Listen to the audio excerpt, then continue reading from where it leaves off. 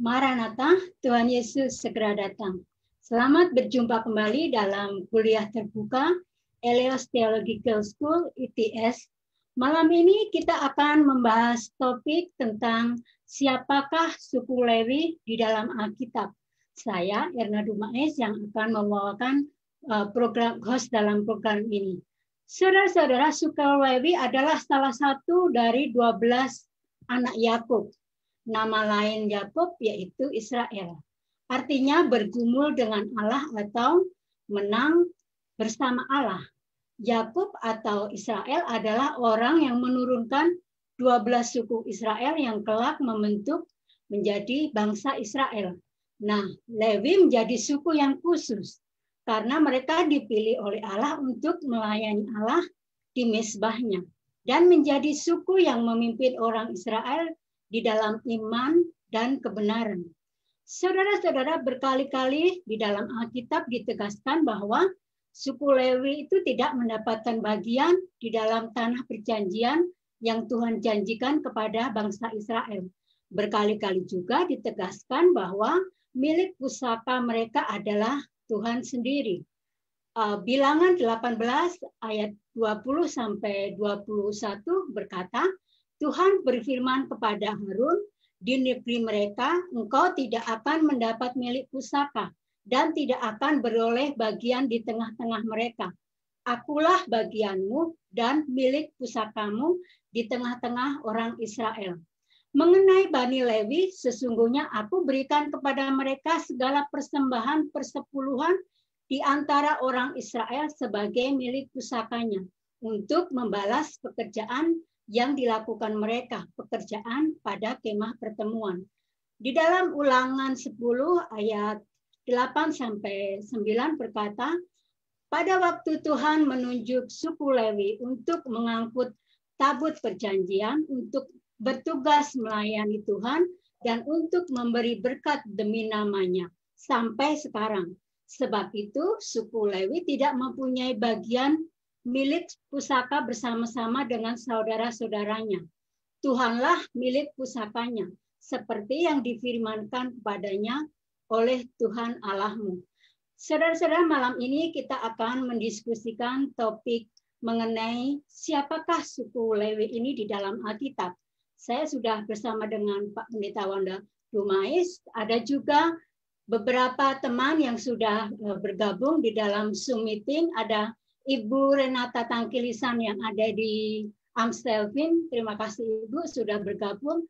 Ada juga Ibu Christine dari Batam, terima kasih Ibu sudah bergabung, tidak kelihatan ini.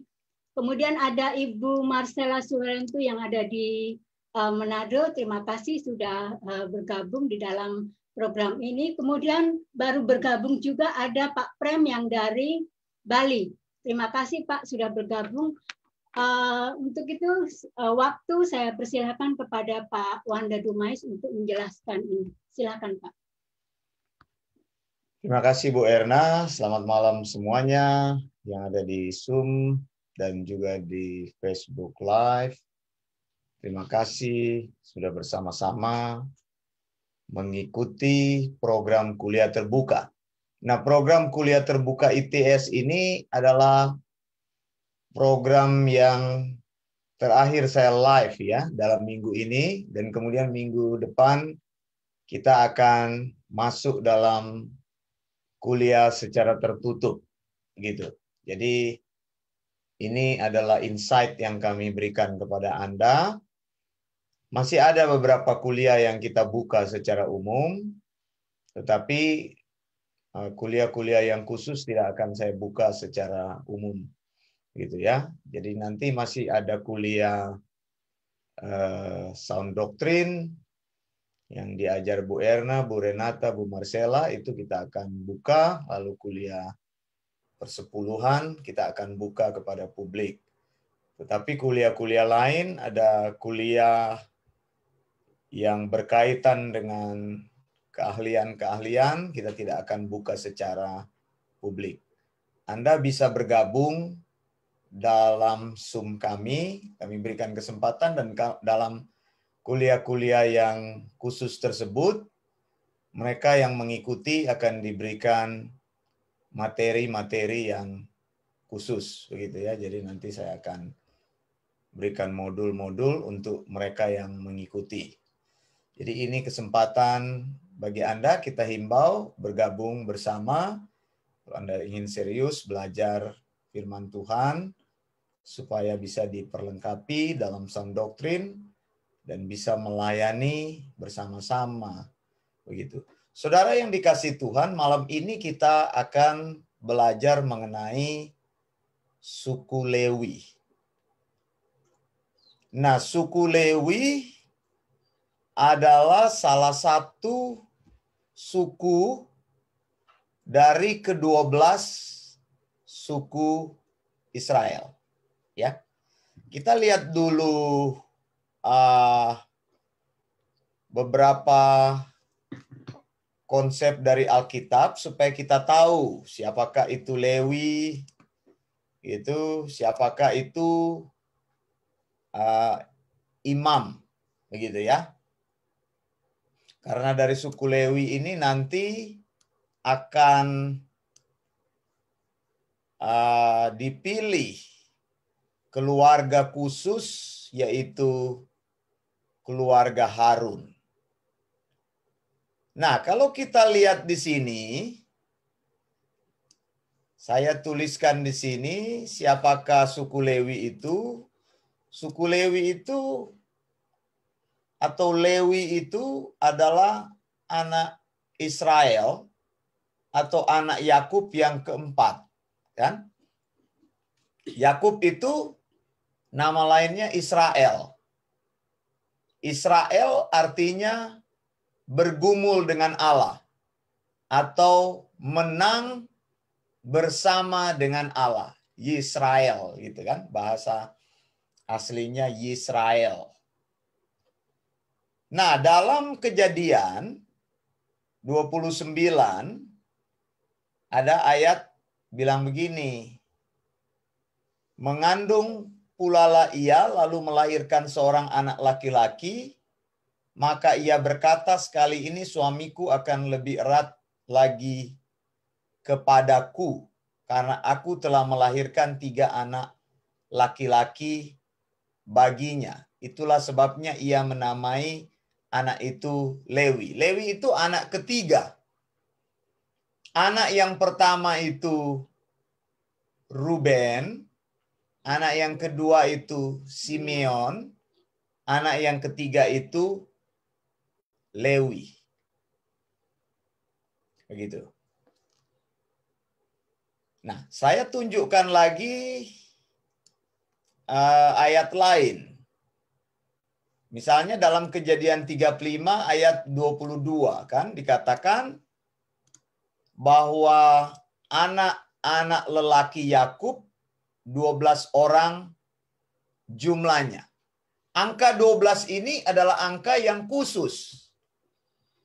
Nanti angka ini akan terus dipertahankan sampai perjanjian baru. Yesus memakai format angka ini, 12 murid. Begitu. Dan kalau kita belajar di dalam kitab Wahyu, nanti kita akan lihat, kita sudah pernah belajar ini kan, teman-teman sudah pernah belajar, bagaimana ada suku yang hilang, 2 orang, tapi jumlah suku akan tetap bertahan menjadi 12. Begitu. Itu nanti kita akan singgung di dalam kitab Wahyu. Nah, kemudian ayat 23 kan dikatakan begini, anak-anak Lea. Nah, ini anak-anak Lea. Jadi Yakub itu ada beberapa istrinya. Ada 2 istrinya dan ada 2 gundik ya. Bahasa Indonesianya apa gundik? Selir. Bukan, selir itu adalah gundik daripada raja gitu, concubine. Tapi kalau gundik itu tidak dinikahi, begitulah ya. Lebih tepat begitu ya. Jadi anak-anak Lea itu adalah Ruben, anak sulung, kemudian Simeon, kemudian Lewi, Yehuda, Isakar, dan Sebulon. Lalu istri Yakub yang berikutnya adalah Rahel, melahirkan Yusuf dan Benyamin. Kemudian dari budak perempuan Rahel, Yakub mendapat anak namanya Dan, lalu Naftali. Ya, ini gampang ini, nanti kita akan, karena kita baca ini nanti kita akan terus teringat. Ini adalah sejarah Israel. Kalau kita paham ini nanti gampang kita menafsirkan perjanjian lama. Kemudian ada budak perempuan Lea yang melahirkan anak bagi Yakub itu namanya Gad dan Asher. Nah, 12 kan jumlahnya ya. Tapi ingat di sini ada lagi anak daripada Yusuf yang diangkat oleh Yakub menjadi anaknya. Jadi Yusuf memperanakan siapa? Masih ingat? Efraim dan Manasye. Dan Efraim. Nah, ini Bu Marcella suaranya bagus sekali sekarang. Lagi di luar. Bersih ini suaranya, bagus. Biasanya mikrofonnya ribut sekali, seperti ada orang berperang. Tapi ini bersih, bagus, bagus. Jadi lihat di sini ya, sebenarnya kalau kita lihat di sini Israel, nah ini kemarin ditanyakan oleh Pak Jordi Wulur, betul sekali. Saya waktu itu tidak menjawab dengan tepat, tapi saya sudah koreksi di dalam tulisan. Jadi Israel itu anaknya jadi terdiri dari 12 suku maksudnya tadi kan? Atau keturunannya 12 plus 2. Kalau kita lihat di sini ada 14. Ada 14 keseluruhannya. Nah, Yusuf sendiri di dalam pembagian nanti tanah perjanjian, Yusuf akan dikeluarkan. Begitu. Dalam pembagian tanah Kanaan di sini, supaya kita paham ya, pembagian tanah. Ini dibagi dalam berapa suku? 12 suku.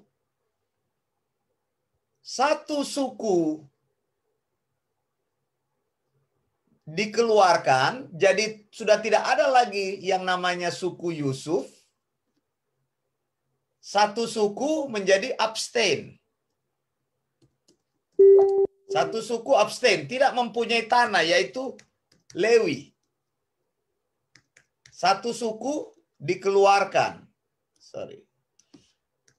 Dikeluarkan. Jadi satu dikeluarkan.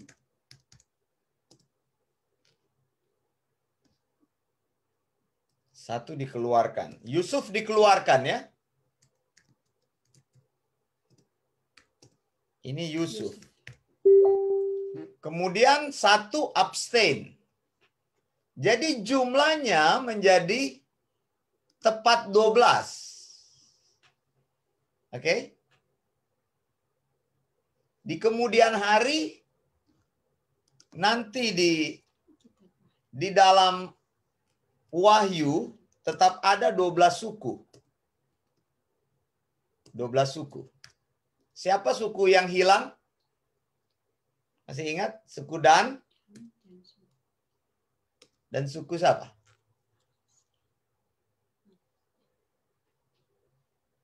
Suku siapa yang hilang?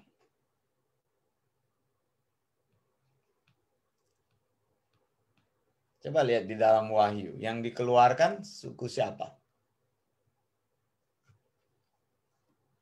Tetap 12 suku dipertahankan. Suku Efraim kalau nggak salah ya. Nanti kita akan lihat lagi itu.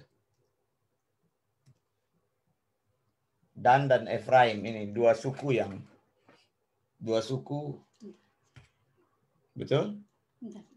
Oh, bukan di situ, Oke. Baik, nggak apa-apa. Nah, saudara yang dikasih Tuhan sekarang, jadi kita sudah paham di sini ya, 12 plus 2. Gitu, 12 plus 2, 14. Kemudian nanti dalam Wahyu nanti, karena 2 akan tercabut, maka Yusuf dimasukkan kembali. Begitu. Ini tercabut. Kemudian ini tercabut. Salah satunya. Sepertinya suku Gad dengan suku Manase yang masuk. Iya. Enggak, itu memang masuk suku. Yang hilang adalah Dan Efraim yang hilang. Iya. Tercabut suku ini diganti dengan siapa kalau kita berarti? Saudara lihat.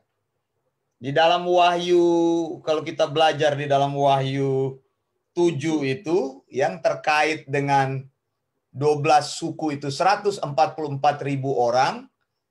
Kalau begitu siapa yang masuk ulang? Setelah 2 ini diambil. Siapa yang masuk ulang? Tadi saya sudah singgung kan? Ini. Manase. Efraim ya. Bukan. Yang ini. Karena di sini yang dikeluarkan adalah Yusuf. Dan satu suku abstain. Maka di dalam Wahyu pasal 7 yang bicara tentang 144.000 orang,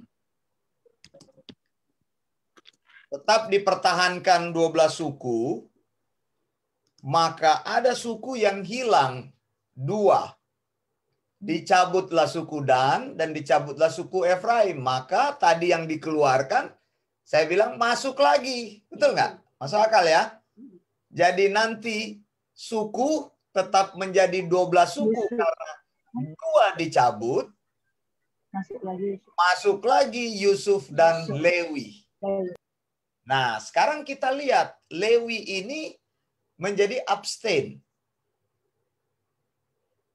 Dibebaskan dari pekerjaan-pekerjaan militer dan tidak diberikan tanah perjanjian. Jadi ada plus minus yang mereka miliki. Malam ini kan kita bahas, tapi nanti saya akan memberikan soal begitu. Apakah betul persoalan ini? Begitu. Nanti kita akan coba sebentar kok ini makin ke sana. Makin ke sana.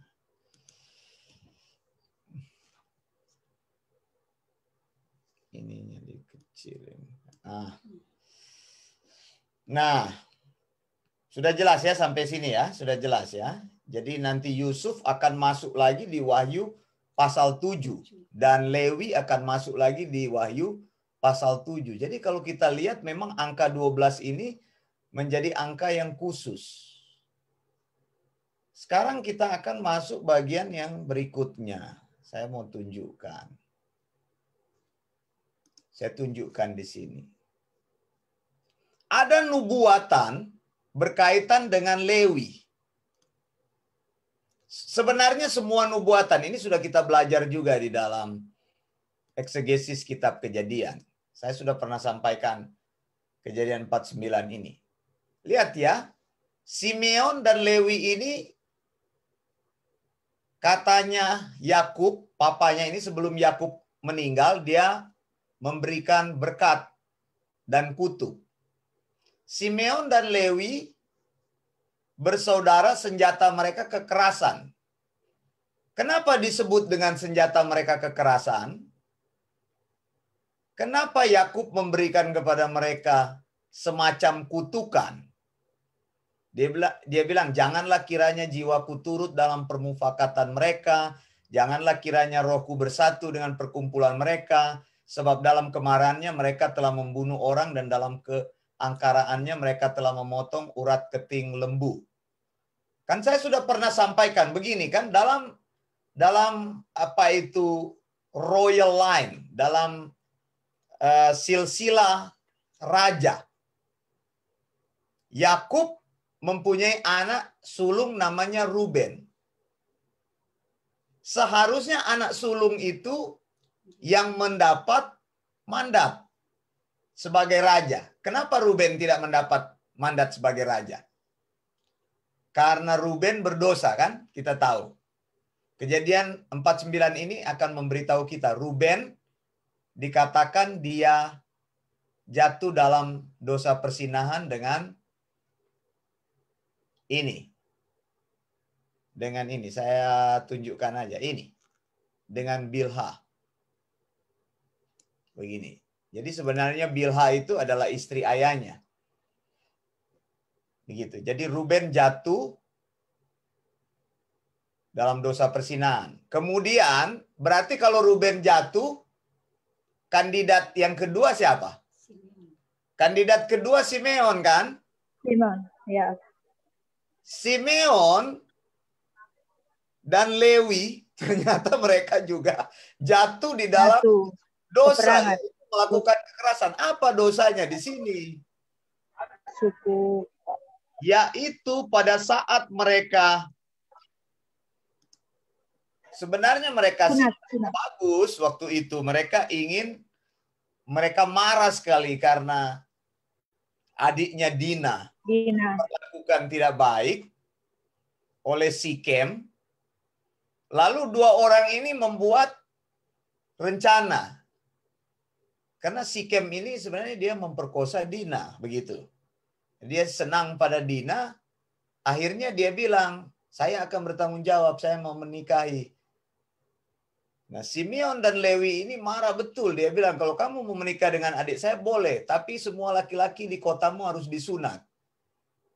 Nah, ketika mereka katanya pada hari ketiga sementara kesakitan, dua orang ini datang, lalu kota itu diserang, dibunuh setiap laki-laki. Ini Alkitab katakan.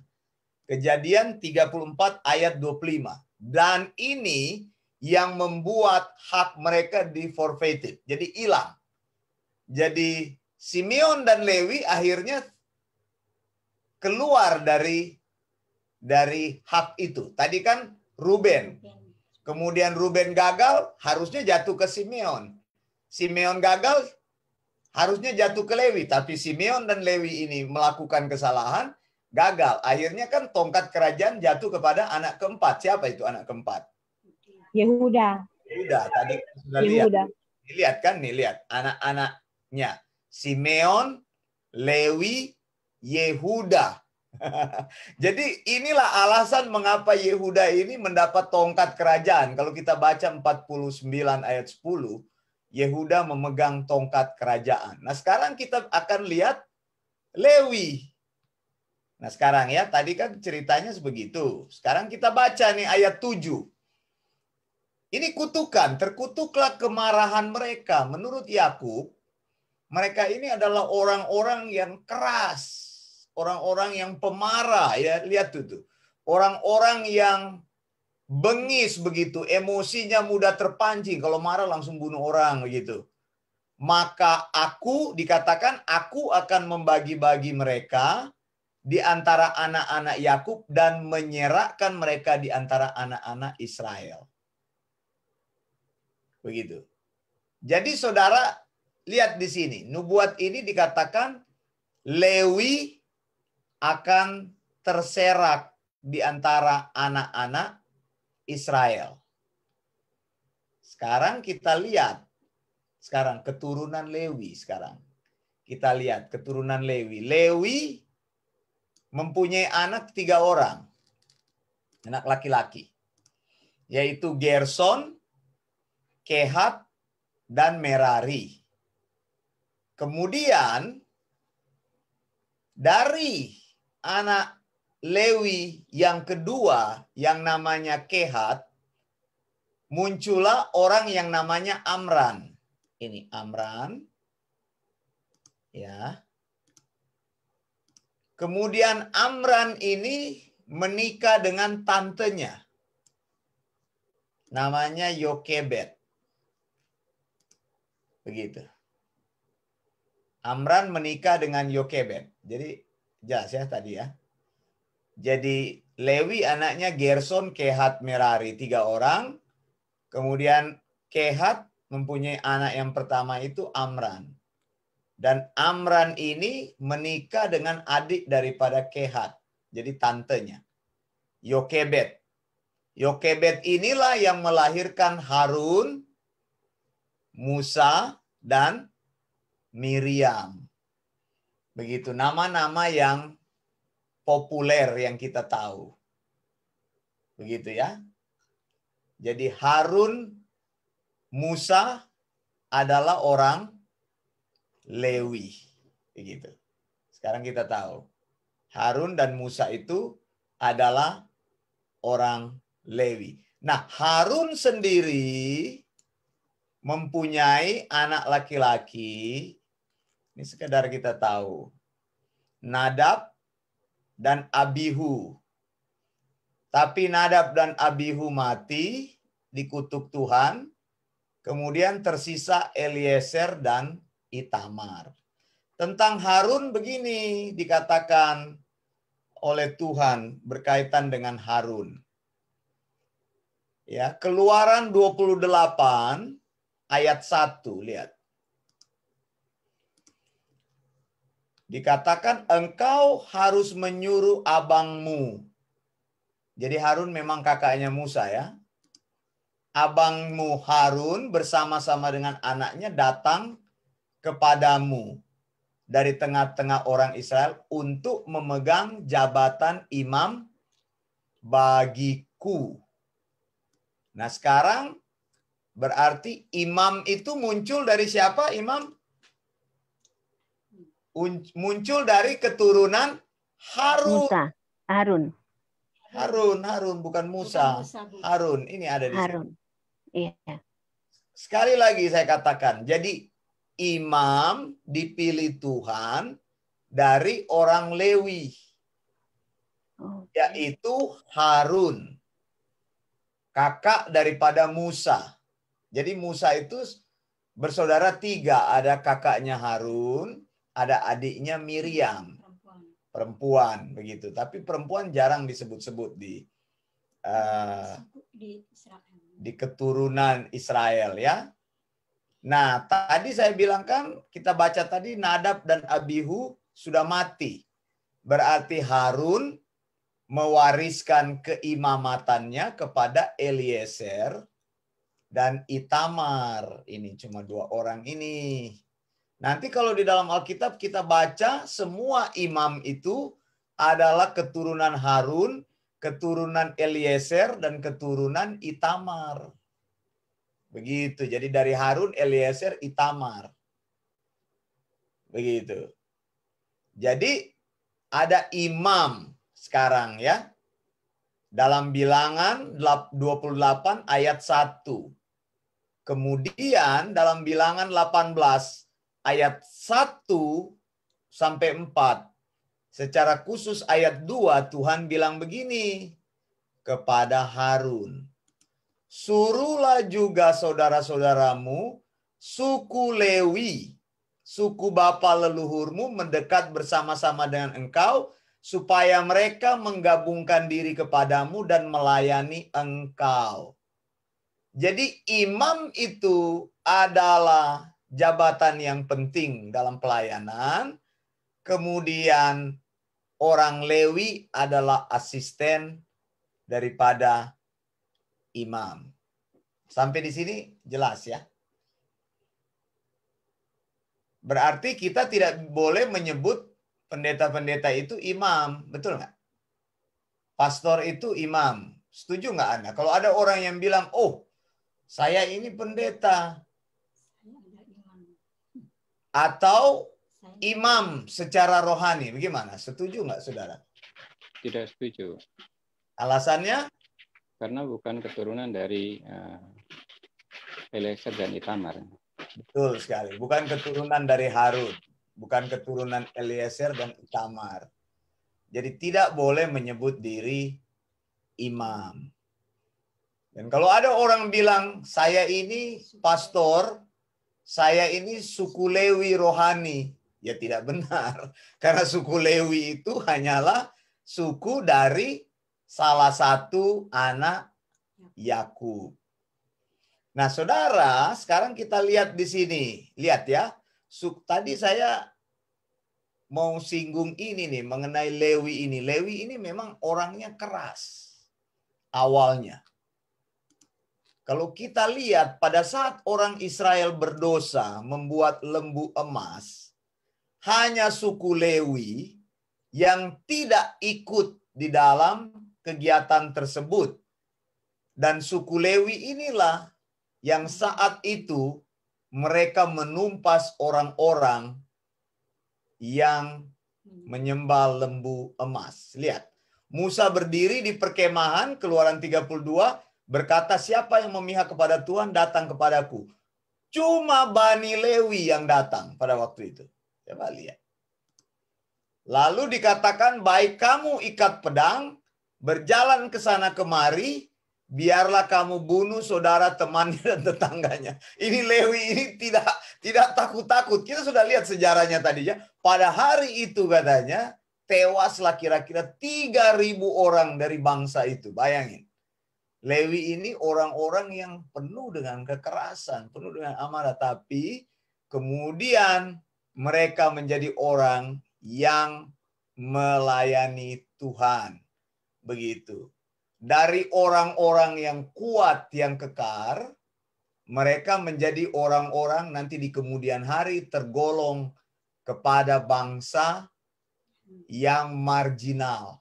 Yang saya sudah bilang, mereka selalu disejajarkan dengan orang miskin, para janda, anak-anak terlantar, anak yatim piatu, dan orang asing.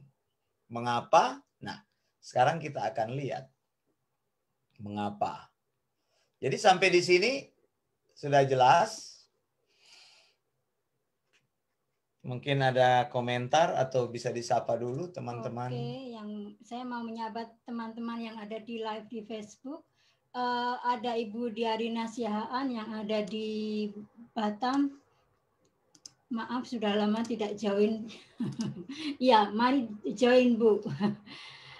Kemudian ada Pak Ulpa Wanto Tandibulo, Jayapura hadir. Terima kasih Pak Ulpa. Kemudian ada Ibu Lina Dumais yang ada di Kasar. Kita live menonton dari live di Facebook saja, tidak apa-apa. Kemudian ada sepertinya, ada Ibu Oike Abram juga sudah bergabung dengan kami di dalam Zoom. Kemudian ada Ibu Rustina M. Noveni, sangat hadir. Terima kasih Ibu sudah mengikuti program ini. Ada juga Pak Denny Tatara serta Pak Jordi Wulul yang sedang melihat acara ini Pak Wanda.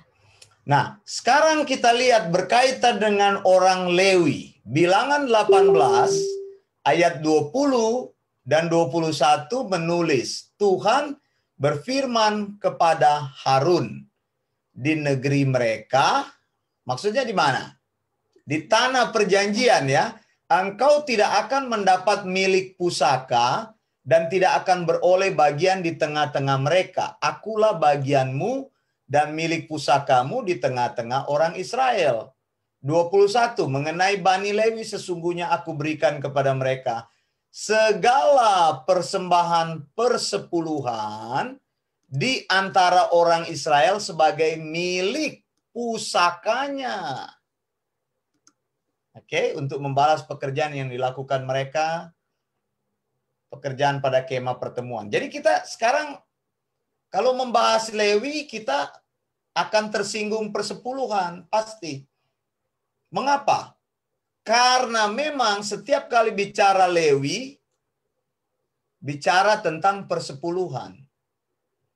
Nah, tadi kita sudah sepakat, Pak Prem bilang bahwa Lewi itu ya bukan pendeta, imam itu bukan pendeta, makanya persepuluhan tidak diterapkan kepada pendeta atau hamba Tuhan. Kita harus tegas mengatakannya. Nah, Tuhan bilang kelompok Lewi tidak mendapatkan inheritance, milik pusaka, atau land allotment, atau portion tanah. Tapi Tuhan bilang, sebagai gantinya, maka mereka diberikan apa? Persepuluhan. Begitu. Adil nggak Tuhan? Adil Tuhan. Sebab begini saudara, saya mau tunjukkan. Karena kan ini, tanah perjanjian ini adalah janji yang Tuhan berikan. Sebenarnya waktu saya renung-renungkan ini, kok mengapa Tuhan tidak adil menurut saya? Kan Tuhan berikan janji, kalau kamu akan kubawa ke tanah yang penuh susu dan madu. Nah, janji itu diberikan kepada semua kan? Tapi kenapa orang Lewi tidak diberikan tanah itu? Jadi kasihan nih orang Lewi, dia cuma lihat-lihat saudaranya dapat tanah, saya tidak dapat apa-apa. Betul nggak? Tapi keadilan Tuhan diatur. Karena orang Lewi tidak dapat tanah atau portion atau milik pusaka, maka seharusnya orang Israel mensupport orang Lewi melalui persepuluhan. Begitu ya? Jelas ya sampai di sini ya. Kemudian kita lihat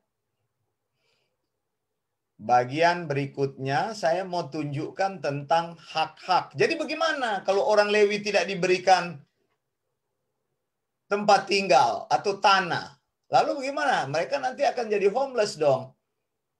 Tidak. Gitu. Tuhan memberikan keadilan kepada orang Lewi. Yaitu mereka diberikan 48 kota. Dan di luar kota itu ada tanah penggembalaan. Orang Lewi tidak boleh menjadi petani, mengusahakan tanah. Makanya mereka tidak diberikan tanah untuk menanam, tapi mereka diberikan tanah untuk menggembalakan ternak. Dan ternak itu boleh dipiara untuk mereka makan. Atau mereka jual untuk mensupport kehidupan mereka. Sampai di sini bisa jelas ya. Lalu dikatakan begini, misalnya dalam Bilangan 35 ayat 1, Tuhan berfirman, oh ini harus dibesarkan dulu sebentar. Tuhan berfirman, dibilang, kepada Musa di dataran Moab di tepi sungai Yordan di dekat Yeriko.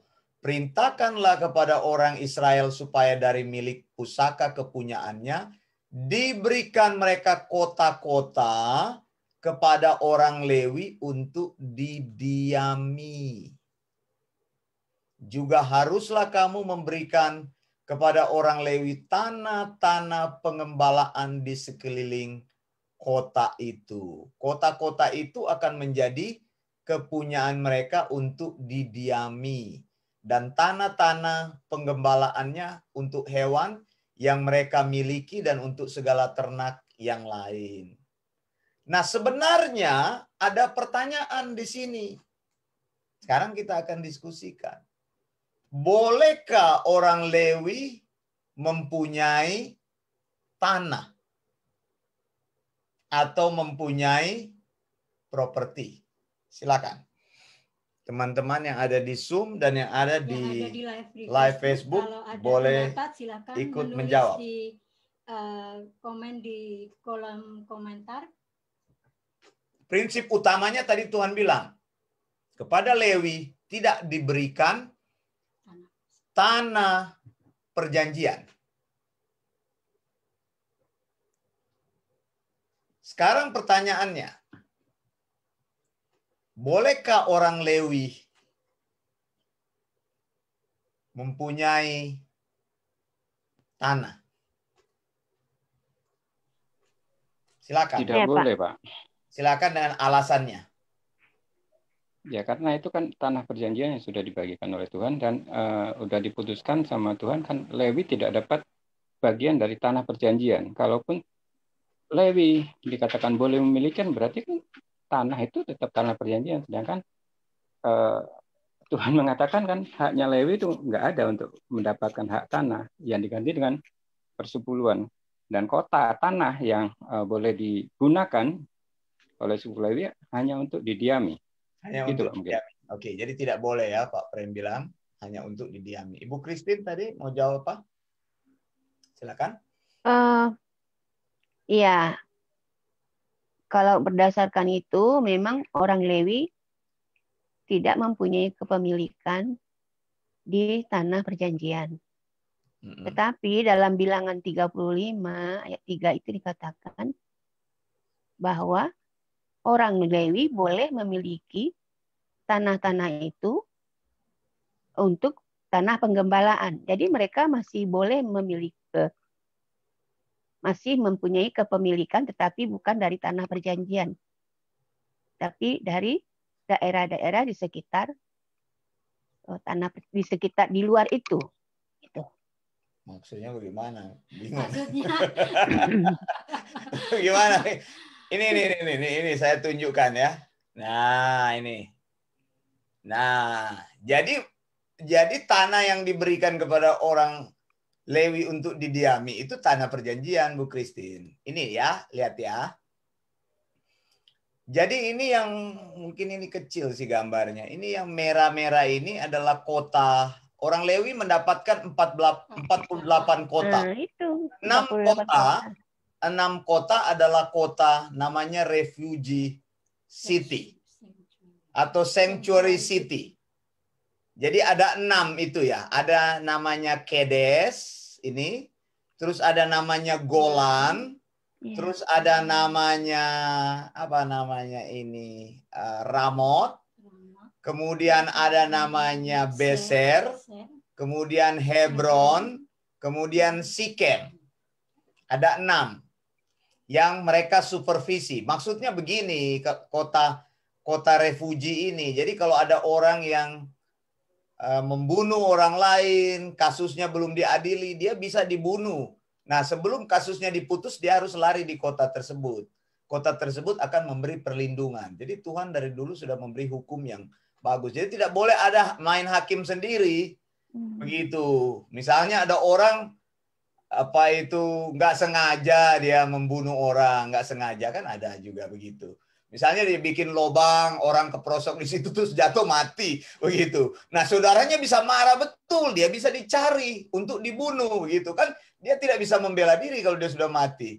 Jadi harus lari ke kota-kota ini. Jadi ada 6 kota.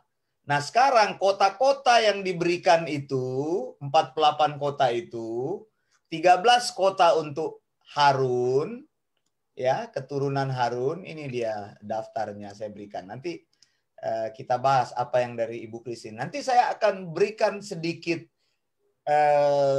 cerita supaya saudara akan pikirkan dan nanti direnungkan sendiri.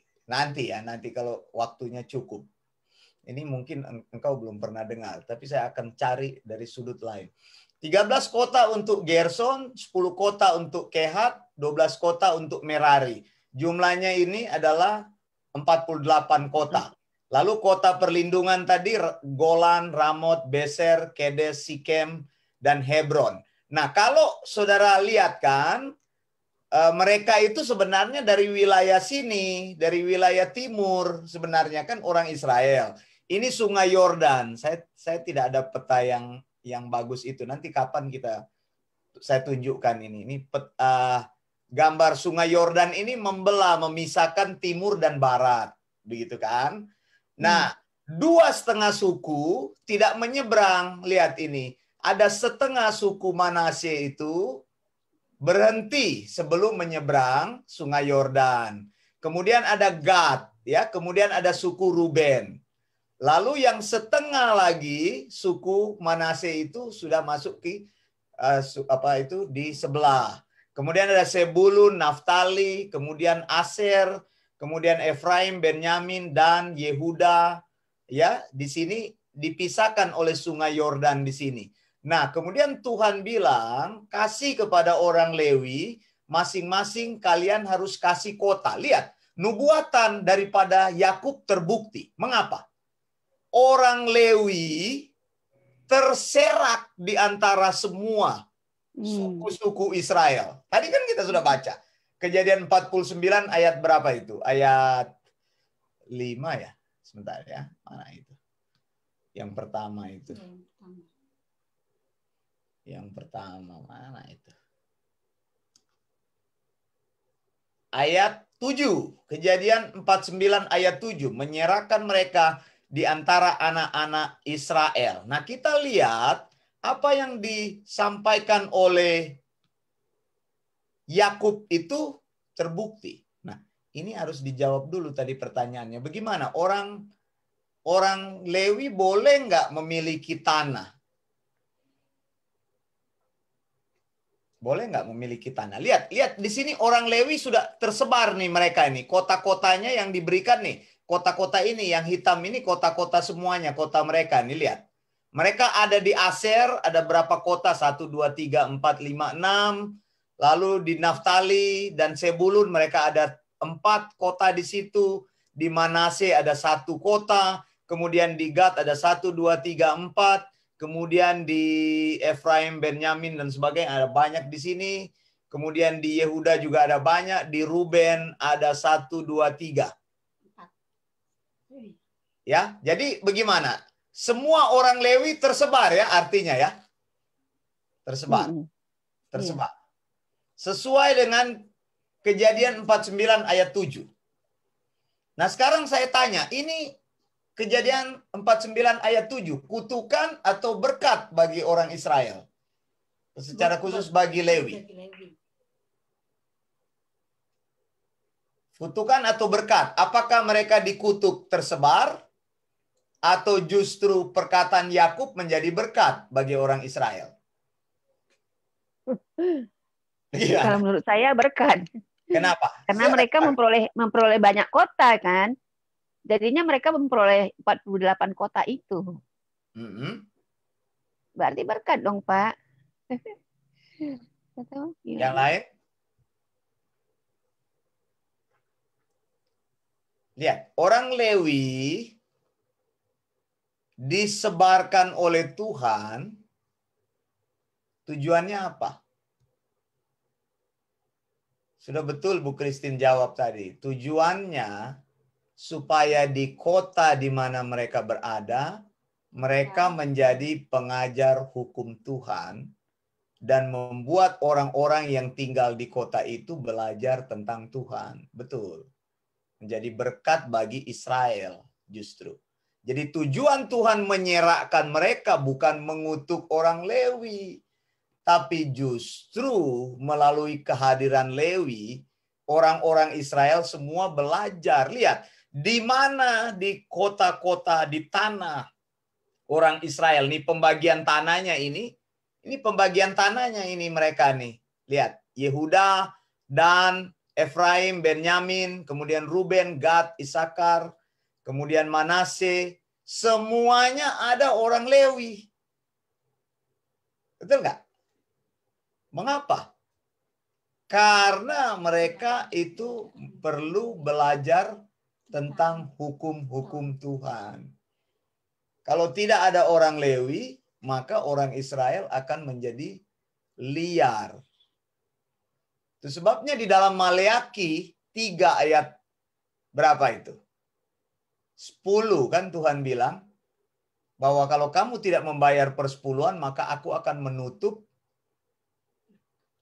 pintu-pintu langit supaya berkat tidak tercurah. Nah, kalau berkat tidak tercurah maka mereka tidak bisa membayar persepuluhan lagi. Kalau mereka tidak membayar persepuluhan maka orang Lewi akan mengembalakan kambing dombanya. Kalau orang Lewi mengembalakan kambing domba, maka tidak ada orang yang mengajar hukum-hukum Tuhan. Nah, kalau tidak ada yang mengajar hukum Tuhan, maka orang Israel akan menjadi liar lagi. Nah, kalau liar tidak bayar persepuluhan lagi, akan begitu-begitu terus, akan bergulung terus. Nah, lama-lama memang mereka tidak bisa menjadi umat yang menyenangkan hati Tuhan. Jadi tujuan Tuhan menyebar mereka itu adalah untuk memberkati orang Israel. Lihat, mengajar, terus mempersembahkan korban bagi Tuhan, memimpin mereka dalam kebenaran, betul. Nah, sekarang pertanyaannya, apakah orang Lewi boleh memiliki tanah? Tadi Pak Prem sudah katakan, tidak boleh. Karena apa? Karena Tuhan sudah bilang, kalian tidak memiliki tanah. Nah, kalau kita lihat di sini, bukan tanah yang mereka miliki. Betul nggak? Coba lihat. Di dalam tanahnya Gad, orang Lewi diberikan kota. 1, 2, 3, 4. Terus ada kota namanya City of Refuge atau Sanctuary City. Jadi 5 ya. 1, 2, 3, 4, 5. Tapi mereka tidak punya tanah, Bu Christine. Nih, lihat. Cuma ada kota. Mereka tinggal di tanahnya orang Gad. Bisa jelas sampai di sini ya. Lalu kalau kita lihat di Manase nih, ada berapa nih? 1, 2. Orang Lewi tinggal di sini. Ada 1 kota yang mereka punya. 1 kota Sanctuary City lagi. Golan. Tapi tanahnya punya siapa? Punya Manase. Begitu. Kan sudah jelas. Makanya ada gambar-gambar di sini. Jadi mereka tidak mempunyai tanah. Tidak boleh punya tanah. Bagaimana? Jelas ya, sama yang seperti disampaikan Pak Prem tadi ya. Betul ya? Jadi ini tanah perjanjian. Ini tanah perjanjian. Lihat. Yang lain, saya kasih contoh yang lain lagi. Di West Manase. Manase bagian utara lagi. Ada beberapa kota di sini. Orang Lewi cuma punya kota. Tanahnya punya orang Manase. Gitu. Jadi boleh tinggal. Itu berhubungan dengan bilangan 35 ayat 2 yang berkata kalau di Lembaga Alkitab Indonesia itu milik kepunyaannya. Ya. Tapi kalau di Masoretic Text artinya lasabet, itu dalam bahasa Inggris itu artinya remain, to sit, to dwell in, atau to live in. Jadi bukan owner atau belong. Gitu ya. Bukan milik. Lasabet. Lasabet itu hanya boleh tinggal. Terus apa lagi? Dwell in. Hanya boleh ada di dalam situ. Remain. Hanya boleh tetap. Cuma sifatnya begini. Nah ini. Sifatnya namanya perpetual possession. Perpetual possession. Ini juga saya menemukan keunikan dengan kata ini. Tanah tersebut, kota tersebut tidak dimiliki orang Lewi, tapi tidak boleh dipindah tangankan kepada siapapun. Nah, saya mau kasih contoh begini, saya mau kasih contoh supaya gampang. Gereja-gereja Protestan biasanya membangun rumah pastori untuk pendetanya. Saya dulu dari gereja Protestan, jadi saya tahu. Jadi pendeta tinggal di pastori. Pendeta itu boleh tinggal selama-lamanya di pastori itu. Pastori itu dibangun oleh jemaat, tapi milik properti itu adalah milik gereja. Ketika dia pindah, rumahnya dibawa nggak? Enggak. Nggak dibawa rumahnya, tinggal tetap di situ. Pendeta yang baru masuk ganti di situ. Jadi bisa ngerti ya, jadi lasabet itu begitu. Jadi ada tempat untuk ditinggali, di selama-lamanya itu pastori gereja di Protestan itu, tetap itu untuk pendeta. Sampai selama-lamanya, sampai gereja itu ada, tetap untuk pendeta. Tapi tidak boleh dimiliki oleh pendeta. Bisa ngerti ya? Nah ini lasabet itu seperti ini. Ini juga untuk menjelaskan lebih jelas kepada pertanyaan dari Pak Ranto kemarin ya. Ini betul, lebih jelas ini. Betul. Jadi boleh. Membaca itu jangan hanya Alkitab di dalam bahasa Indonesia, tapi ada juga dalam bahasa Inggris atau dalam bahasa aslinya. Dalam hal ini adalah Masoretic Text begitu. Nah, lihat. Jadi mereka di situ boleh tinggal, boleh memelihara. Lihat di sini. Then they will have towns to live in. Tinggal di dalam, and pasture lands for the cattle they own. Jadi mereka boleh memelihara ternak mereka di situ. Cuma tanah ini tidak boleh kalau ada orang Lewi tinggal di situ, yang kota-kota itu tidak boleh dijual. Itu perintah Tuhan.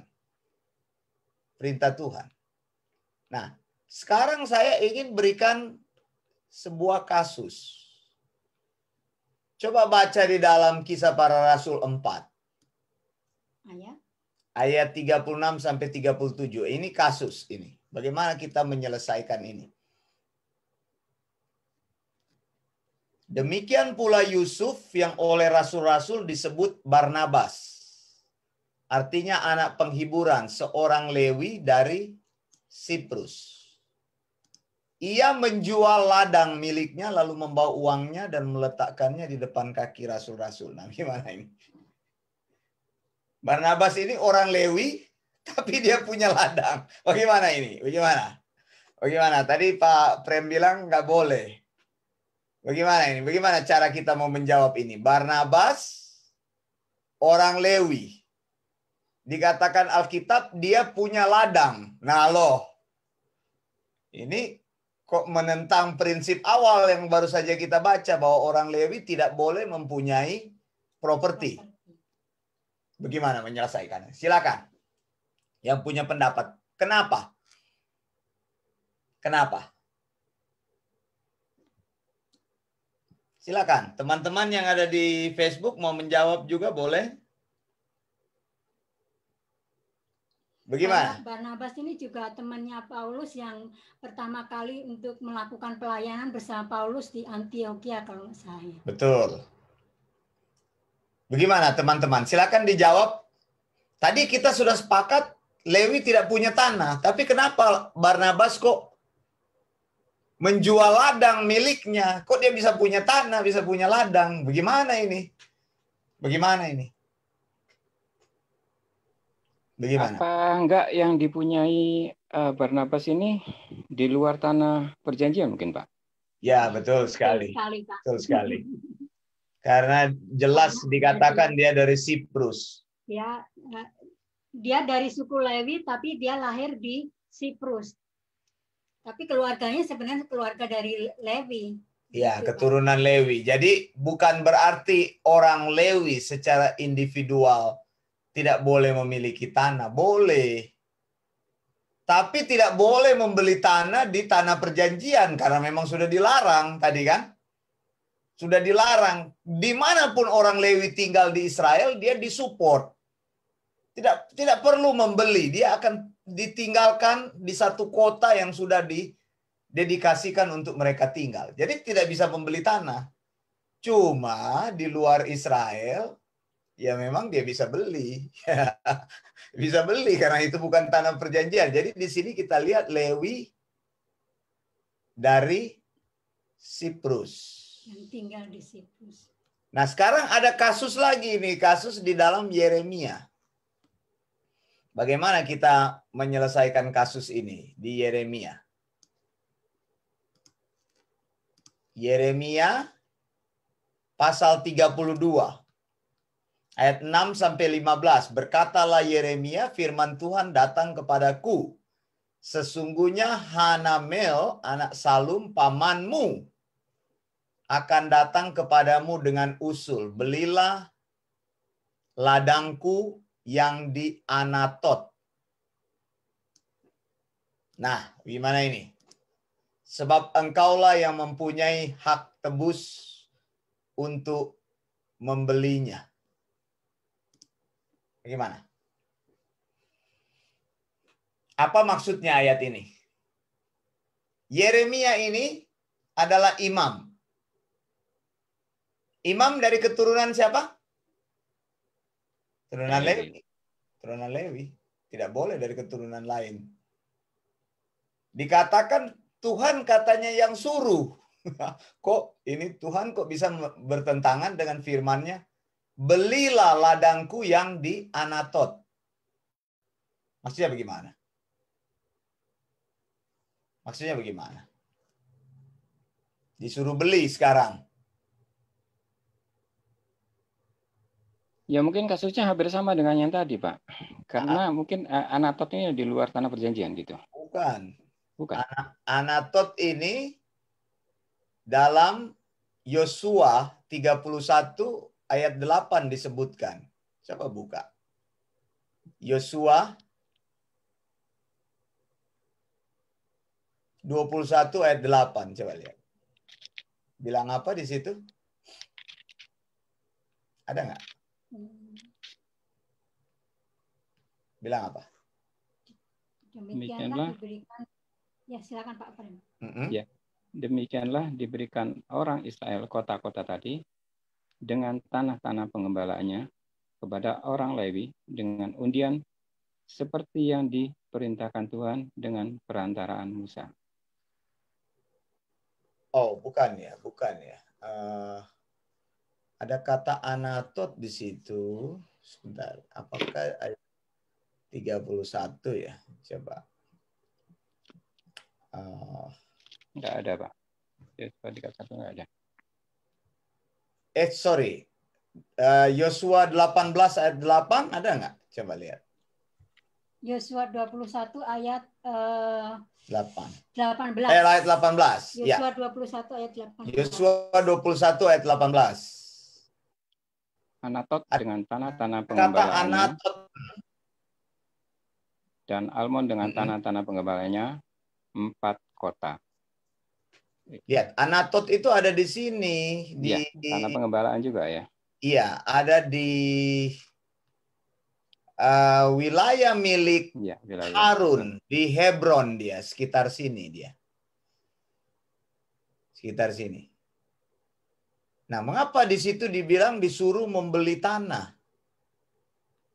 Kenapa? Kenapa disuruh membeli tanah? Kenapa disuruh membeli tanah?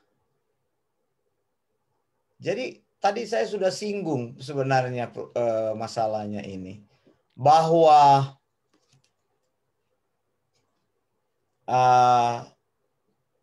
kota dan tanah pengembalaan itu tidak boleh dijual oleh orang Israel.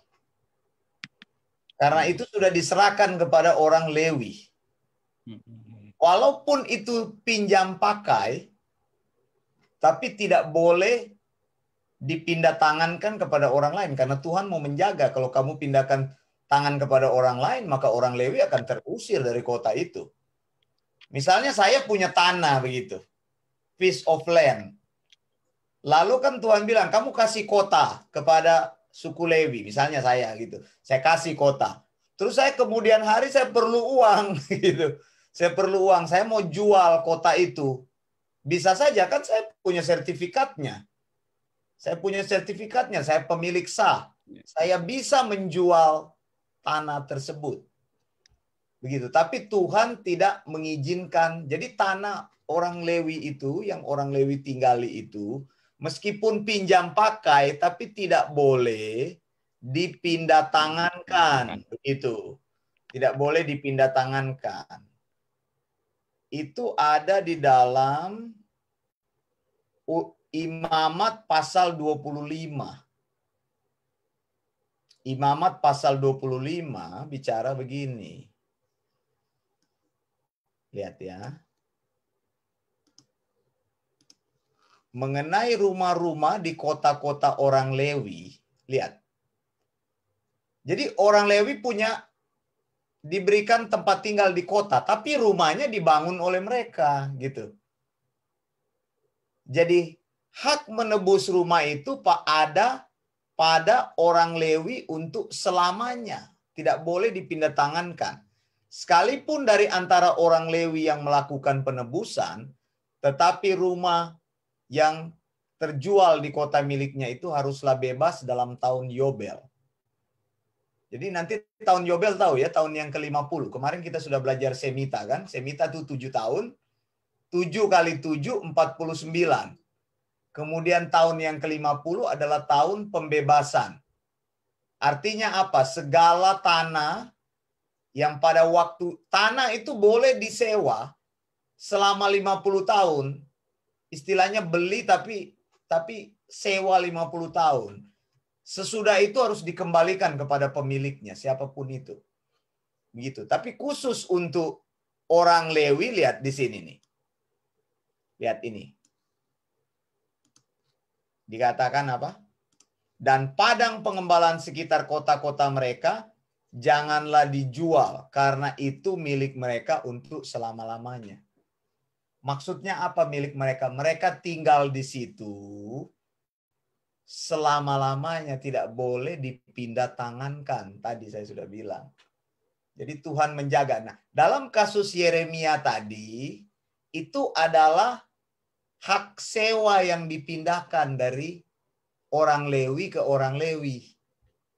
Bisa jelas ya? Jadi bukan penjualan. Tidak boleh dijual kepada orang lain. Itu adalah hak sewa. Begitu. Ada orang Lewi kan mau pindah dia nih, mau pindah. Tapi mereka sudah lama tinggal di situ. Jadi mereka boleh menyewakan kepada orang Lewi yang lain. Nah, dia boleh mempunyai uang untuk itu. Gitu. Nah, ini dicatat di dalam Ulangan 18. Ayat 8. Lihat di sini. Mereka bisa menjual harta milik nenek moyangnya. Yang dimaksud itu menjual hak sewa tadi. Yang disampaikan oleh Yeremia tadi. Sampai sini jelas ya. Jadi menjadi orang Lewi ternyata susah. Menjadi orang Lewi tidak mempunyai kepemilikan. Kehidupannya bergantung kepada persembahan, tadi persepuluhan. Terus apa lagi? Mereka tidak boleh mengusahakan tanah, boleh mempunyai ternak. Usaha mereka cuma dari situ. Begitu. Tapi memang mereka dijamin oleh Tuhan tinggal di kota dimanapun mereka pergi, mereka ada tempat di mana kota-kota itu dikhususkan untuk Lewi. Jadi disupport di kota itu. Begitu. Ada tempat. Begitu. Jadi tidak susah begitu. Tapi tidak mempunyai kepunyaan. Apa yang dia mau jual, dia tidak mempunyai tanah. Begitu. Kalau suku-suku yang lain kita lihat, misalnya dari gambar ini, lihat.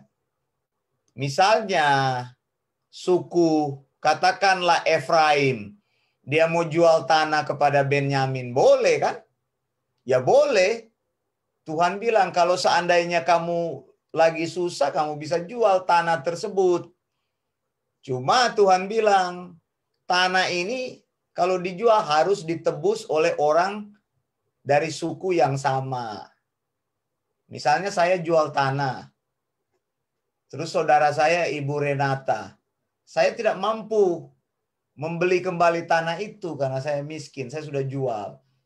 Maka orang yang harus menebus itu dari saudara kita sendiri. Jadi maksud Tuhan apa? Tanah itu harus dimiliki oleh pemilik yang sah. Ini aturan Tuhan bagus sekali ini.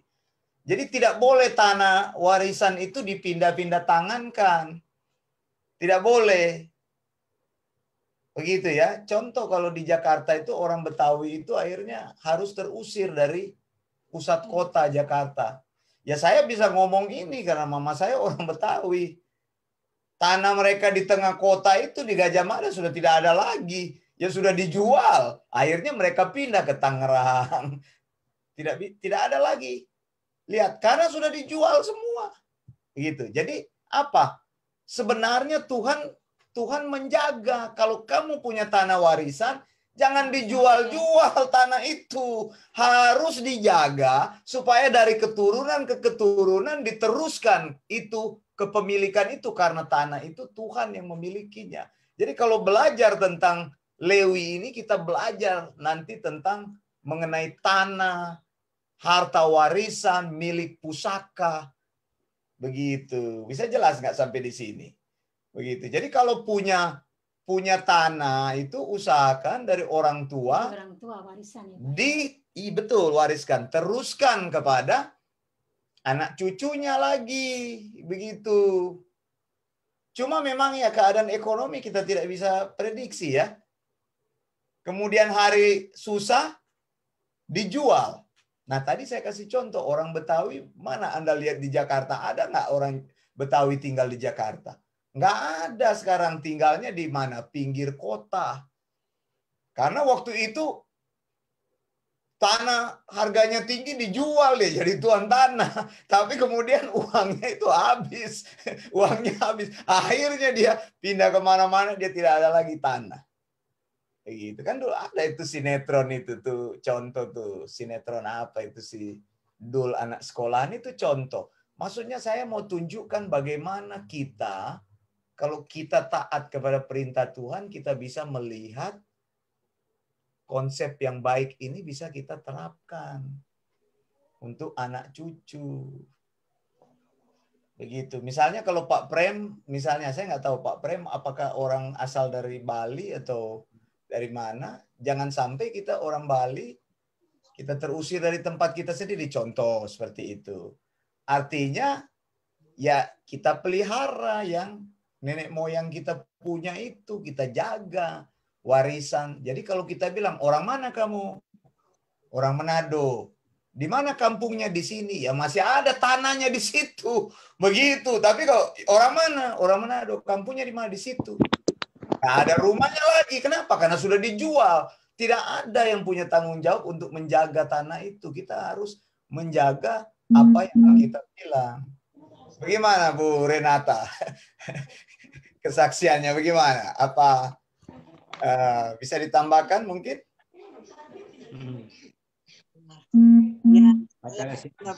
Bacanya sendiri ya. Ini ya, karena selama ini image orang Lewi itu yang saya pernah diajarkan waktu saya melayani di Betani. Ya. Ini diajarkan selalu kami ini umat pilihan Tuhan, anak keturunan Lewi. Jadi kita nih sebagai pemusik di Betani waktu itu, kita dikasih image yang mana kita ini yang pertama-tama. Karena untuk pujian penyembahan, jadi kita selalu dikasih lihat yang mana kita pertama-tama, orang penting. Jadi turunan Imam Lewi, begitu-begitu. Dan sekarang apa yang saya bilang ini di luar semua. Jadi saya ini benar-benar dari pelajaran-pelajaran yang dari Wanda. Ibu, sebentar Ibu. Bentar, Pak. Bentar Bu Christine. Karena saya ini ternyata semua konsep-konsep yang Pak Wanda bilang dari saya lihat pelajaran-pelajarannya itu luar biasa kalau kita benar-benar mengikuti Alkitabiah yang sesungguhnya. Di situ lihat, sementara ini image saya tuh tadi saya tuh kayak bingung-bingung. Loh, kok ini lain lagi? Karena selama saya terima yang saya tahu, wah Imam Lewi itu kita nih orang-orang pertama. Karena kita yang pujian penyembahan. Jadi kita yang ke depan. Ternyata lain dari yang saya pikirkan. Betul. Jadi terima kasih banyak Pak. Saya diberkati luar biasa. Terima kasih. Sebenarnya tadi saya mau coba hubungkan kalau teman-teman ada yang pikirkan mengenai tanah warisan yang diajarkan oleh Tuhan. Begitu. Kalau kita mungkin ada komentar di situ bahwa kalau engkau punya tanah warisan, pertahankan tanah warisan itu. Jangan dijual karena itu adalah identitas. Begitu. Tuhan berkali-kali sebutkan kalau belajar tentang Lewi ini, akulah yang empunya tanah. Begitu. Kamu sebenarnya hanya pinjam pakai saja di dunia ini. Tuhan bilang begitu. Kamu pinjam pakai, bukan kamu orang asing dulu. Aku bawa ke sini, kamu tinggal di situ. Jadi kalau ada orang menjual tanah yang milik pusaka yang Tuhan kasih, maka sedapat mungkin harus ditebus oleh keluarga yang awal. Begitu. Yang tentu saja yang mampu. Begitu. Agar jangan nanti, kan kesulitannya ini, kalau semua coba bayangkan tanah itu terjual, orang asing beli. Lalu orang Israel tidak akan lagi ada identitasnya. Ya jelas nggak? Kalau orang masuk ke tanah perjanjian itu, makanya sekarang kenapa saya mau hubungkan? orang Israel sekarang dari mana-mana pulang membeli kembali tanah-tanah yang dulu sudah dijual. Itu yang disebut dengan ha'aliyah. Mereka pulang kampung sekarang. Orang Israel yang ada di luar Israel, Jews yang ada di luar Israel, mereka berbondong-bondong untuk pulang. Maka itu namanya aliyah. Mereka bukan sekedar pulang, tapi beli tanah di Israel. Jadi tanah yang dulu dikuasai oleh orang asing, mereka mulai ambil lagi. Ini maksud saya, bagaimana hukum Tuhan itu luar biasa. Coba saudara bayangkan tuh tanah Israel itu. Terus yang cuma sepenggal tadi kita lihat. Terus orang jual. Lalu mana tanah perjanjian kalau sudah dijual orang asing yang masuk? Bagaimana mungkin kita bisa menerapkan prinsip tanah yang Tuhan ajarkan? Jadi sebisa mungkin ini bukan bicara mengenai keunggulan ras, tidak. Tapi bicara bagaimana kita mempertahankan hak-hak yang Tuhan kasih. Sama seperti tadi saya bilang. Sekarang saya tanya, mana lagi orang Betawi yang ada di Jakarta? Akhirnya Jakarta itu bukan lagi milik orang Betawi kan? Gubernurnya aja bukan orang Betawi. Dulu saya sangat menyesalkan, saya bilang, kenapa Jakarta itu punya orang Betawi? Kenapa gubernurnya harus gubernur dari orang luar? Ya karena orang Betawi bodoh sendiri. Mereka jual, mereka tidak sekolah. Akhirnya orang lain yang menguasai. Ya memang sih peradaban akan berubah.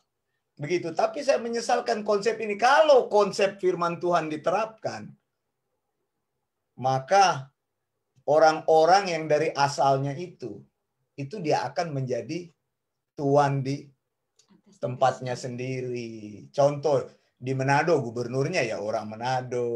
Di Sumatera ya gubernurnya orang Sumatera. Ini maksudnya contohnya ini harus diterapkan. Kalau tidak orang luar yang masuk, maka orang menguasai. Ini maksudnya bagaimana kita menjaga kekayaan yang Tuhan berikan kepada kita. Begitu. Bukan kita rasisme dan sebagainya, tidak. Makanya sekarang saudara nanti baca, melihat sejarah orang Israel pada pulang sekarang. Pulang, dari mana-mana mereka pulang. Mereka pulang. Sudah terjadi gelombang-gelombang besar orang Israel pulang. Dan kalau pulang, orang Israel beli tanah. Beli tanah. Lihat, semakin lama semakin besar kan penguasaan mereka di tanah perjanjian. Coba lihat. Mereka sudah mulai desak. Mereka beli. Karena mereka tahu, ini tanah dulu nenek moyang saya yang punya. Saya beli lagi. Supaya ada keluarga lagi. Kita lihat, oh ada keluarga Lewi. Misalnya, bukan Lewi. Ada keluarga siapa di situ. Yang katakanlah keluarga dari Simeon, keluarga dari Ruben dan sebagainya. Begitu gitu. Jadi berkaitan dengan tanah warisan jangan dijual. Jangan sampai dipindah tangankan ke orang lain. Sampai dipindah tangankan ke orang lain. Kalau pindah tangan ditebus lagi, beli lagi gitu. Tadi Bu Christine mau berkata apa, mau berpendapat, silakan, boleh sekarang. Tadi biar Bu Renata menyelesaikan ini ucapannya dulu. Ada pendapat? Bu Christine. Iya. Ya, saya setuju Bu. Kalau tanah-tanah kepemilikan yang sudah kita miliki tidak boleh dijual. Harus pindah dari kita ke anak, ke cucu, dan ke cicit, dan seterusnya. Kalau boleh tanah-tanah yang sudah terjual, yang sudah pindah tangan ke orang lain, kita tebus kembali, kita ambil kembali gitu. Ya, saya setuju dengan pendapat Pak Wandi. Tidak, itu pendapat firman Tuhan, Bu Christine, bukan pendapat saya. Jadi kalau keluarga kita pernah memiliki tanah di mana, kan saya tidak tahu asal-asal kita dari mana. Usahakan kalau sudah hilang itu beli lagi supaya keluargamu bisa tinggal di situ, tidak terusir. Bayangin kalau di desa itu tanah itu dibeli oleh orang asing, maka orang asing yang tinggal di situ, maka keluarga Anda akan terusir dari situ. Sudah pasti. Nah, maksud Tuhan itu begitu, menjaga supaya tetap tanah itu dikuasai oleh pemilik aslinya. Suku itu ya. Ya makanya kalau sekarang kita melihat orang punya tanah sedikit gitu ya kan, padahal pada zaman opa kita dulu kan 1/4 kampung itu umpamanya kepunyaan famili kita, umpamanya tantenya, pamannya, adik pamannya, saudaranya lagi, begitu dan seterusnya. Tetapi setelah zaman modern seperti ini, entah mereka butuh uang atau apa, jadi semakin sedikit itu semakin kecil skopnya begitu. Dibeli oleh orang asing kan? Orang asing masuk ya, ke situ kan? Oleh orang asing, orang luar gitu. Orang luar ya. Iya, jadi sangat disayangkan. Akhirnya kita yang tinggal di kampung situ, akhirnya kita sudah tidak ada lagi tanah, kan keluar kita. Keluar. Akhirnya orang lain yang menduduki tempat tersebut. Nah, di kemudian hari, ya kita sudah tahu ceritanya, nanti mereka akan membangun nanti sama seperti kita, orang Kristen juga begitu. Kita harus tetap membangun iman kita. Gitu, ajaran yang sound doktrin itu harus terus kita teruskan dari keturunan ke keturunan. Ini kan konteksnya tetap sama. Kalau kita hilangkan, maka ajaran yang baru akan tumbuh. Ajaran yang baru akan tumbuh, ajaran yang baru akan tumbuh, ajaran yang baru akan tumbuh. Sama seperti di Turki sekarang. Mana lagi orang Kristen? Pelan-pelan gereja tutup, gereja tutup, gereja tutup, gereja tutup. Kenapa? Karena sudah tidak ada lagi orang yang mau mempertahankan ajaran yang benar. Itu maksud saya seperti itu. Menjual warisan, Pak ya. Konteks ini akan berjalan sangat selaras, sangat panjang. Sudah ada Pak Ferry ini. Bagaimana Pak Ferry? Sudah nyala listriknya?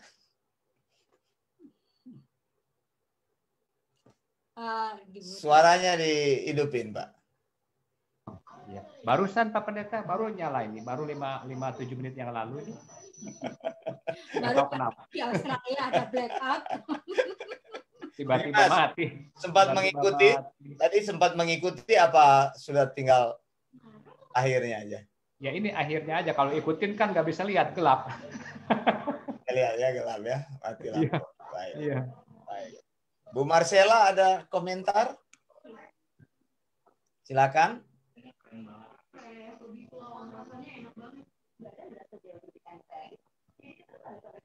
Oh belum, oke. Baik, kalau begitu, kalau tidak ada kita akan tutup. Ini ada pendapat Pak, tapi Pak Wolpa sepertinya pertanyaan yang tadi sudah dijawab tadi. Sudah dijawab tadi ya. Semoga sudah mengerti. Iya, berkaitan dengan itu ya, masalah tanah. Sebenarnya saya kekurangan waktu sih, sudah habis waktunya, tapi nanti saya mau kapan kita akan belajar situasi politik tentang suku Lewi dan suku ada pertikaian antara Lewi dan suku Efraim, suku Yusuf. Nanti saya akan sampaikan dalam kesempatan lain bagaimana kok tiba-tiba dari Musa, suku Lewi yang memimpin orang Israel, kok tiba-tiba kepemimpinan jatuh kepada suku Yusuf atau Efraim, yaitu Yosua. Nah, ini menarik untuk dibahas karena Musa orang Lewi, kemudian sesudah Musa bangkit pemimpin, yaitu namanya Yosua. Yosua ini dari Yusuf, yaitu Efraim. Dan kita tahu kita tahu suku Yusuf ini kemudian hari menuntut. Nah, ini makanya ada teori yang dibangun di sini. Nanti kapan kita bahas. Kemudian hari suku Yusuf ini menuntut. Efraim bilang, kami ini kan dua suku. Efraim dan Manasye. Nggak bisa kami cuma dikasih satu tanah. Dia bilang. Nah, kami menuntut dua tanah. Nah, karena katanya dua tanah ini diberikan, dua parcel tanah diberikan ke Yusuf dan ke Efraim dan Manasye, maka suku Lewi dicabut dari situ. Akibatnya suku Lewi lama-lama dimarginalkan. Akhirnya suku Lewi kekuasaannya dicabut. Ada hubungan tadi dalam pembalasan dendam. Ingat tadi waktu lembu emas tadi suku Lewi membunuh semua orang-orang yang menyembah lembu emas. Nah, jadi ada banyak teori-teori sekitar situ bahwa ketika Yosua berkuasa, maka Yosua mengkerdilkan pengaruh Lewi. Jadi menghilangkan sama sekali pengaruh Musa, gitu rezim. Ini sama lah gini, nanti Joe Biden ini akan berkuasa, orang-orang Trump akan disikat sampai habis pasti kan? Seperti itu dalam pemerintahan seperti itu. Jadi politik nanti saya akan bahas itu bagaimana Yosua ketika dia berkuasa kuat, dia putuskan semua ini orang-orang Lewi sampai orang Lewi tidak berdaya. Bahkan di dalam sensus katanya 2 kali terjadi sensus, orang Lewi jumlahnya itu tidak banyak. Ada teori yang mengatakan bahwa mereka itu dihabisi. Karena mereka itu kan tadi saya bilang bangsa yang keras. Orang-orang takut kepada mereka, tapi mereka dihabisi, akhirnya mereka sekarang terhitung sebagai orang miskin. Di tengah-tengah orang Israel, tidak berdaya, tidak punya kepemilikan. Nah, ini menarik untuk dibahas, tapi saya tinggalkan untuk PR bagi kita semua, persaingan antara Lewi dan suku Yusuf. Ini kita akan nanti kapan kita akan bahas ini. Baik, kita akan tutup di dalam doa. Ibu Marcella bisa tutup dalam doa? Silakan.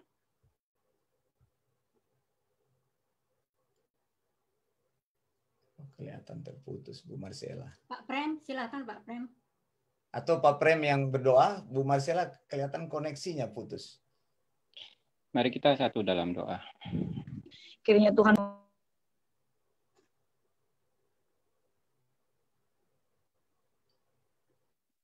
Marcella silakan. Nggak bisa kayaknya Pak, dia koneksinya nggak bagus. Putus, nggak kedengaran. Ya. Pak Prem saja. Ya, mari kita Tuhan juga memberkati kami semuanya. Terima kasih Tuhan, terpuji namamu. Di dalam nama Tuhan Yesus Kristus kami.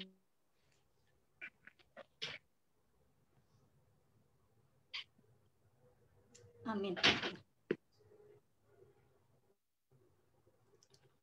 Baik, terima kasih. Ya, terima kasih kami mohon maaf untuk partisipasi. Kami mohon maaf untuk tadi ada Ibu Marcella ada putus, jadi kita tidak dengarkan doanya. Tapi terima kasih, saya tahu sudah berdoa di sana, dan saya serahkan kepada Bu Erna untuk menutupnya. Silakan. Terima kasih untuk partisipasinya, baik bapak-bapak dan ibu-ibu, ya baik yang melalui di live di Facebook maupun melalui Zoom meeting. Kami akan mengucapkan salam Gereja Perjanjian Baru. Maranatha. Maranatha. Yesus segera datang. Blessings.